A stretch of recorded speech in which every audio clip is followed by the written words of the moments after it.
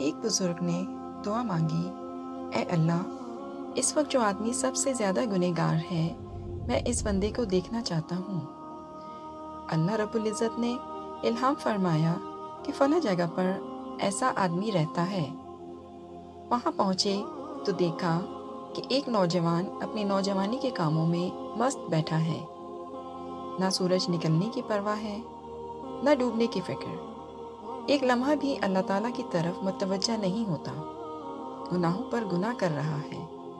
اسے دیکھ کر واپس تشریف لائے۔ چند دن بعد پھر شوق ہوا کہ سب سے عبادت گزار بندے کو دیکھنا چاہیے۔ چنانچہ اللہ تعالیٰ سے دعا کی کہ اے اللہ، میں تیرے سب سے عبادت گزار بندے کو دیکھنا چاہتا ہوں۔ اللہ تعالیٰ نے دعا قبول فرمائی اور نشاندہی فرما دی کہ فلاں جگہ پر ہے۔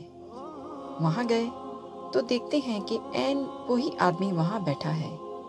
بڑے حیران ہوئے، عرض کیا، اے اللہ، یہ کیا معاملہ ہے؟ سب سے گنہگار بھی یہی اور نیکوکار بھی یہی۔ ارشاد فرمایا، ابھی چند دن پہلے اس کا بیوی سے جھگڑا ہوا۔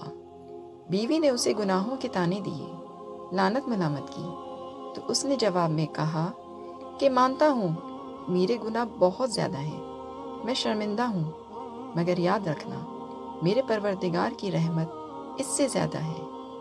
ہمیں اس کا یہ انداز بہت پسند آیا تو اس کے گناہوں کو نیکیوں میں بدل دیا۔